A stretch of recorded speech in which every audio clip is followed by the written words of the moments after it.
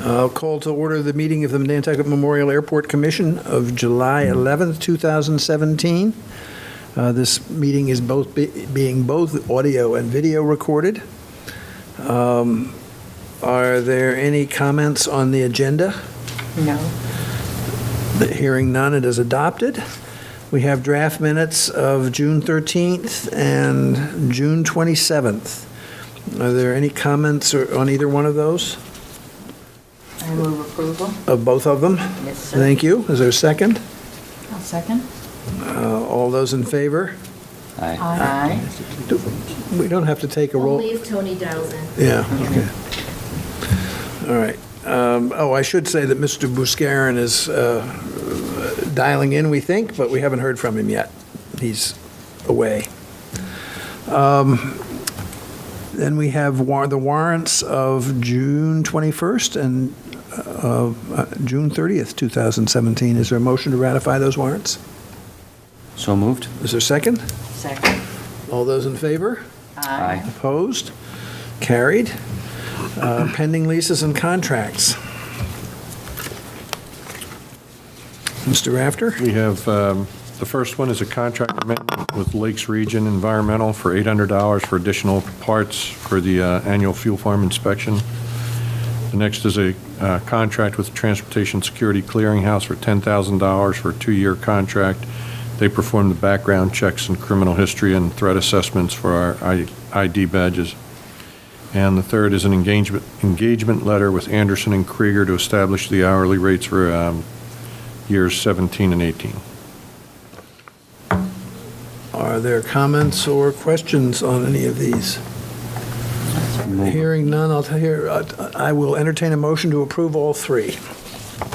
I would make a motion to approve the contract amendment with Lakes Region, the contract with Transportation Security Clearinghouse, and the engagement letter with Anderson and Krieger LLP. Thank you. Second. Any further discussion? All those in favor? Aye. Opposed? Carried unanimously. Is there public comment at this time? Thank you. Mr. Rafter, pending matters. Formerly used defense site. Formerly used defense site, the draft decision document had no negative findings, and we concurred with that along with the state. The results of the draft document we're still awaiting the final, which is due out in October. So we're just waiting for that final official report. On the general fund repayment, FA had indicated they were going to have a response to me last week. I hadn't heard anything, so I sent an email to Jorge Pantelli yesterday, and I have not heard back from him yet. He did not, when I spoke to him, he didn't indicate that there was going to be any issue, just that he was going to be getting me the final approval. On Brookfield Assets LLC, we're still awaiting the paperwork for the sublease language to match the master lease. FedEx has agreed with Brookfield and with our attorneys on what the language is to be, so we're just waiting for those, the paperwork. But I want the commission to also understand there was a little bit of a challenge with the FedEx site getting data lines in, so we're working with them to establish a separate address. We are known as 14 Airport Road. The airport gas station is 10 Airport Road, so their address would be 12 Airport Road.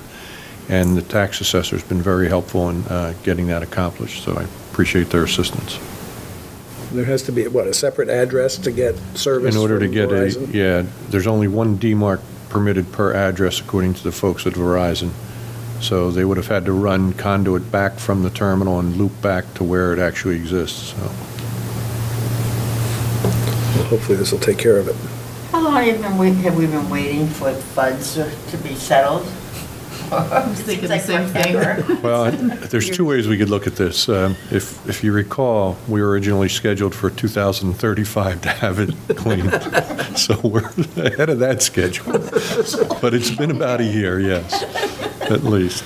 We have drafted the language, and we had a conference call with our attorney today on putting out the RFP for that site and just making everybody aware of it and putting them on notice that it's all subject to final approval. So we're not waiting any But longer. it will be 4 years this October, won't it, since the For the incident? full, I think it's 3, for the full cleanup and everything. Either Yeah. way. But again, it's better than 2035, so. Okay, then I won't fret. I won't be around for 2035, I don't think. All right. The next item on the agenda is the election of officers. We have 2 positions to fill. One is the office of chairman, and the other is office of vice chairman. I will nominate Mr. Dan Drake for the chairman. Are there any other nominations? Hearing none, I will not step aside. Is there a second? You need a second? No, I don't think nominations have to be Okay, all seconded. So, all those in favor? Aye. May I have a nomination or more for vice chair?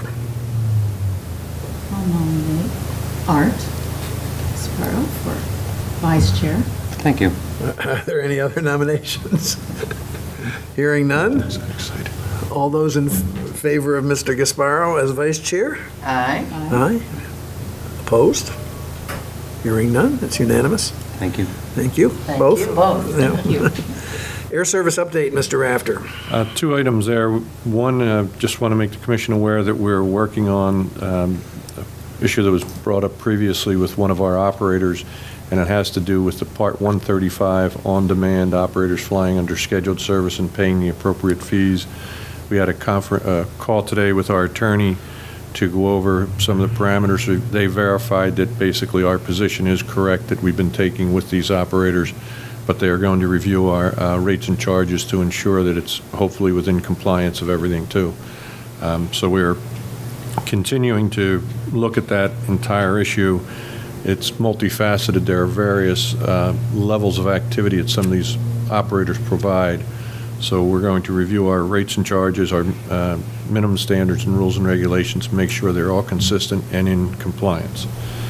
Additionally, on air service in your packet, there's a report from the working group on improving air service to small communities that was appointed by Congress. And Andrew Bonney of Cape Air was the chair of that effort. I would say that the report focuses primarily on EAS, airport regulatory impacts, and small community air service development grants. There's another document that is in there as well that has, I don't want to say a completely different viewpoint, but a little bit broader perspective, I think, on some of the issues facing the industry. The working group did a very good job, I think, on identifying the pilot shortage issue and the fact that competency is not driven by number of hours necessarily. But I think it's more than just pilot issues that are creating some of the loss of air service to small communities. We have a handout at your seat today, too, that has, just for Massachusetts, the impact, recent impacts on the 7 airports that have scheduled service in our Commonwealth. I have every state that shows a number of small communities losing air service or losing it or having it reduced significantly. And it's primarily driven by the pilot shortage issue, which has been created because of a number of factors, including the 1,500-hour rule. But there are other factors involved as well, airline business practices and a number of other things that are driving it not to be economically viable to serve small communities. Another one is the upgauging of aircraft. In order to address the pilot shortage, a lot of the majors have upgauged their aircraft to larger airplanes. So they're flying the same amount of seats, only with less pilots. There are a number of communities, such as ours, that can't necessarily support the larger aircraft, and certainly not on a year-round basis. One thing, too, that the working group identified in their report that I think was very good was that even though the EAS is it claims to be the backbone of the system for small community service, but there's a dissenting point of view on that as well. But they do identify clearly that it doesn't address seasonality of a lot of the markets, and that's where our market is critical in there. So a lot of, if you're interested, information in there. but I just want to make everybody aware of what's happening with regard to air service in the entire industry there.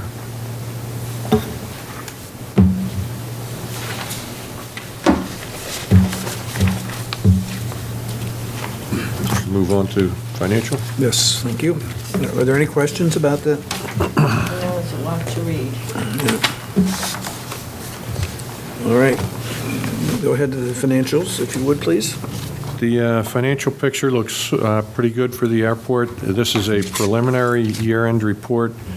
The top section is our operating revenue and expense. Our revenue was up over last year, predominantly because we reduced the cap in the fuel revolver, which then what happens is any excess flows up into the operating and revenue. So there's a big jump in the revenue associated with the money essentially coming out of the fuel revolver.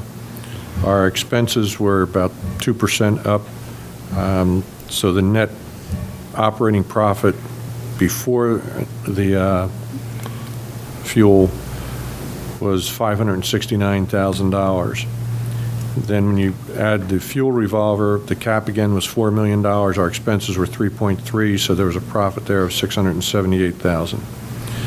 And when you combine it all together, our profit was up over last year by about $222,000.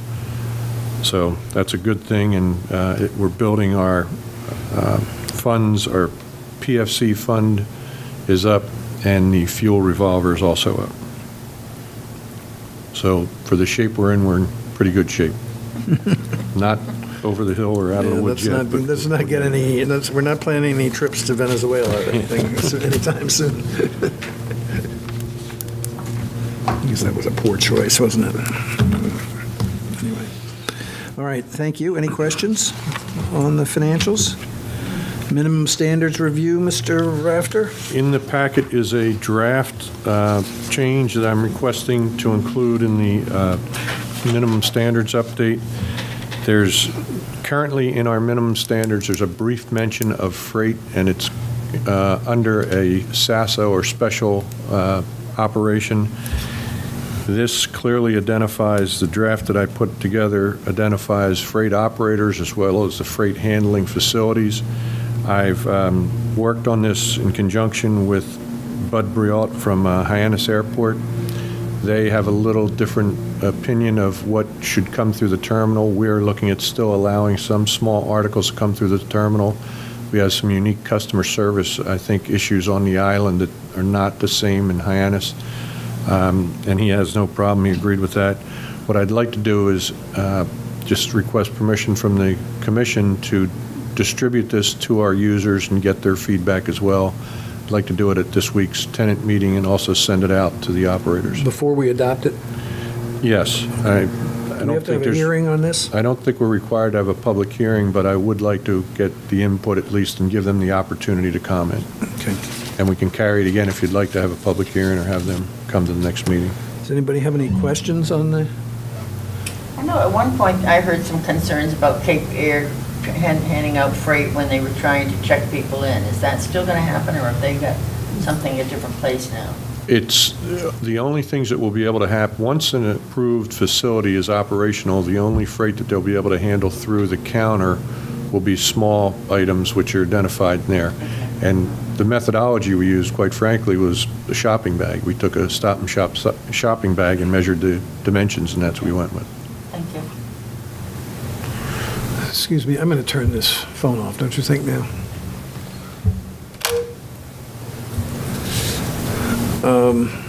All right, are there any questions or comments on the proposed changed minimum standard on air freight operations?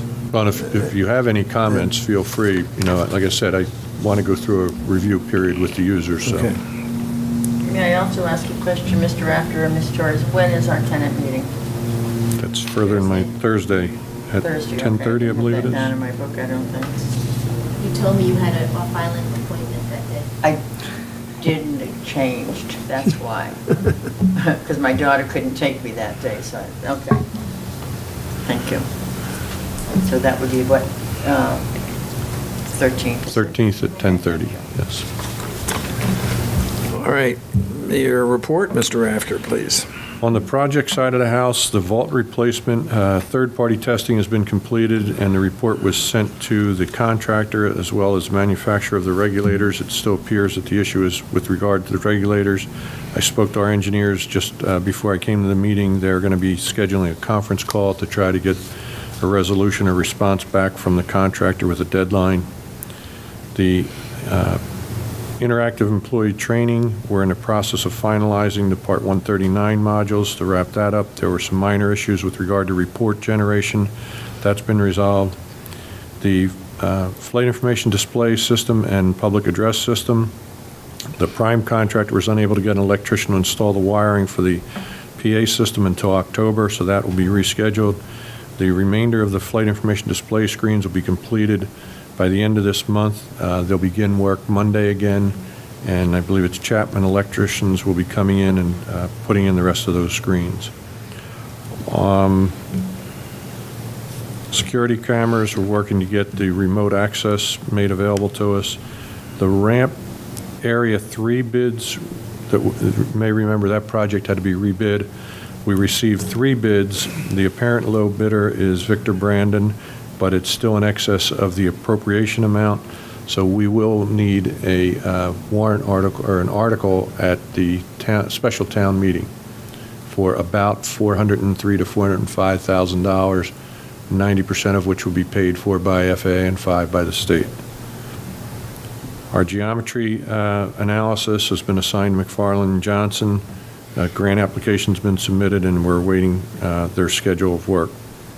The housing development, I have some conceptual drawings from an architectural firm, and we're coordinating the site plan with the surveyor. The next step will be to submit that to FAA for approval, and then look at some financial analysis as to the viability of the project. Jailbreak?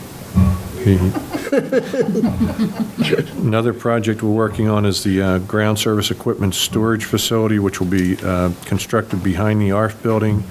We had a meeting to discuss and refine the scope, and they're working on a proposal. I've also asked for a design proposal for the restaurant enclosure, and the parking equipment, for the most part, has been installed. There's some behind-the-scenes operational computer things that have to be done, and we're anticipating that to be operational by about the 3rd week in July. Excuse me, Mr. Rafter, I think it's worth pointing out that Republic, the operator, has prepared a brochure. Yes. Very nice. And how is that going to be distributed? Many different ways. It will be at the tenant meeting, and they will be present at the tenant meeting to answer any questions for tenants. Working with visitor services to get it out. We'll try to get this out through our flight information display as well as social media. And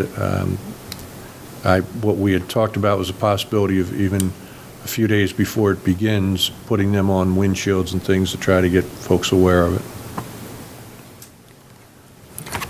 Thank you. Any questions on projects?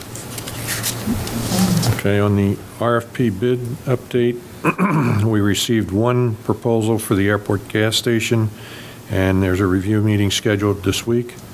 The Bunker Road parcels RFP has been drafted. We're awaiting comments back from legal on the environmental language that we want to put in that and draft lease. On Sun Island Road, we received a letter of approval from FAA to release the land, and we just have to update our Exhibit A, so that's ready to go. The solar RFP proposals were received. We received 2 of those. Unfortunately, they came in the range of 23 to 28 cents per square foot. The appraised value is about $1.95 per square foot. And as much as we would like to see the solar effort move forward, the FAA will not allow us to go that far below minimum value. It's a difference of about $1 million per year for 20 years. So we're going to have to recommend rejection of the proposals for solar. Could you restate that? You said it was 23 cents that they were offering, and it should be what? It was a range of 23 to 28 cents, and the appraised value was about $1.95. Okay, that's what I thought. Thank you. I'm working on a RFP for hangar number 5. It will be an RFP, as I described before, as is, with repairs to be made and then abatement associated with it. The World Fuel contract that we have, they're working under a month-to-month. It expired last month. And what I would recommend, it's not required to go out publicly, but I would suggest that we prepare and issue an RFP sometime in the fall. So that's what we're going to be working on. On the operations side of the house, holiday results, film festival, sales were up 1% over last year. Number of gallons pumped were up 4%. For the 4th of July, sales were down 8%, and gallons pumped were also down 8%.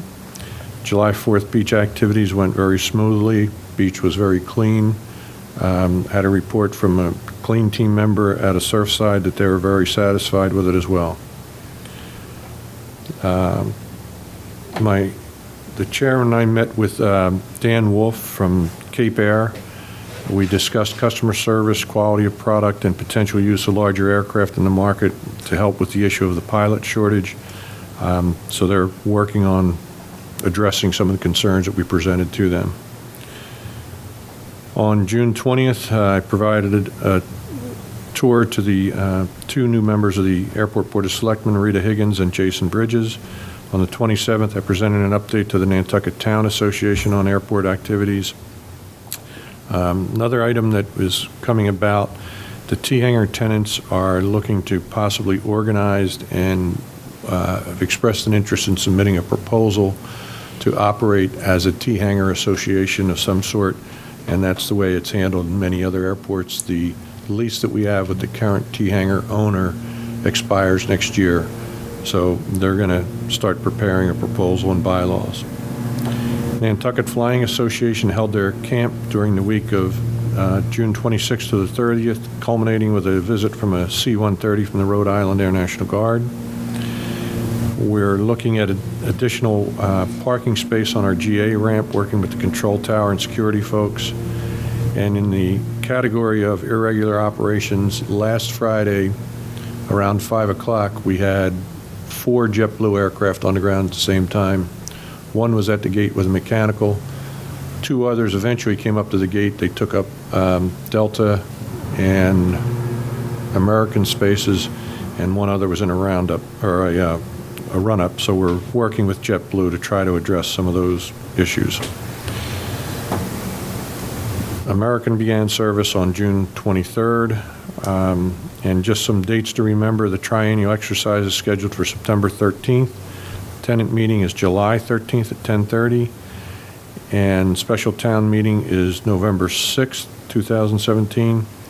And on July 19th, the Flying Association will be hosting a reception for some individuals that are circumnavigating the globe in a Robinson helicopter. It's a smaller helicopter, so that'd be very interesting to have them with us. Anything else before I go on to statistics? Any questions? Thank you. Go ahead, please. Okay. Operations are down 3.4 for the month and just about flat for the year, so they're starting to level out. The enplanements are down significantly over last May. That's predominantly driven by a late start from JetBlue, and year-to-date they're down about 10.7%. Cape Air enplanements, you can see, are up. United hasn't flown. JetBlue, you can see a significant drop there, but that's because the number of flights, 37 versus 57. Nantucket Air continues to decline. Tradewinds was up a little bit. In the Boston market, you can see Cape Air was up 5%. JetBlue down significantly, again, due to the late start. And then in the DCA market, JetBlue was up 1%. Cape Air New Bedford, flat. In the Hyannis market, Cape Air up significantly in percentage, but it's only about 20-some seats. And down on the Nantucket Air, and Retrix carried at 501 on 102 flights. And then JetBlue Kennedy is where we took a big hit, again, because of a late start. It appears, though, they're going to be, they started DCA earlier this year, and it looks like they're bulking up on some of their weekend flights. There are 4 days a week, I believe, right now, that we have 7 JetBlue flights coming in. So we'll have to see how the entire season works out, but I think it's going to be still strong. And the Vineyard was up 13%. On the fuel, Jet A was up 4% for May, year-to-date up 2.26. And for June, it was up 4.18 for the month and 3% for the end of the year. So year-end jet sale was up 3%. Avgas up 6.5% for May, almost 10% year-to-date. And then for June, up 4.42 or flat, and then year-end, Avgas was up 9% for the entire year. Freight was up 18.5%, still down almost, 20% for the year. Interestingly enough, though, this slide's very interesting. You'll see a significant jump in the UPS freight. Cape Air's up slightly, Post Office is up a little bit, FedEx is up a decent amount, but UPS is carrying a significant amount more freight, so that's very interesting to see. And on noise complaints, we received 7 versus 10 last year, 5 received from 2 residents. They're in operating IFR conditions, and 2 complaints received from 1 didn't have enough information to substantiate it. And the follow-up was 100% on those. Any question on statistics? Under personnel, I would like to request permission from the commission to have a title change for our environmental coordinator to assistant airport manager. Mr. Carberg has been doing exceedingly well. He has taken a number of different levels of tests. He is currently an ASOS certified. He's a certified airport certified employee in operations. He's a certified manager, and he is about 80 or 90% of the way towards getting his accreditation, which is at the level that I'm at. And I'd like to recommend a job title change to assistant airport manager with an increase of $5,500 now, and then another $5,500 when he receives his accreditation, which is due in about February or March. I meant to ask you this morning and I forgot. Under Chapter 90, does the commission is the commission the one that makes the appointment, or do you make the appointment with the commission's approval? My understanding of Chapter 90 is the commission only deals with the airport manager. Okay. I recall there's some language in there about an assistant manager, but, well, either way, I mean, that Yeah. doesn't, it's a form over substance issue anyway, but Yeah. I just think, I At want the to commission's pleasure. make sure we get the minutes right eventually Okay. when we do this. So I would entertain a motion to approve Mr. Rafter's request to appoint Mr. Carberg as the Assistant Airport Manager with a 2-step salary adjustment totaling $11,000. The first half to be paid, to be effective now, and the second half to be effective when he receives his accreditation. So moved. Is there a second? Any discussion? All the- I don't have any discussion. I guess one question comes to mind, because I think Noah's great, but how does the rest of the personnel, do they, I don't know, because it's going to be, how do they like him? How do they like him? How do they feel about him? Do you know? My understanding is they feel strongly towards him. He's very knowledgeable in a multitude of areas. Well, that I know, And he yes. reaches out to them in different aspects and helps them as much as he can.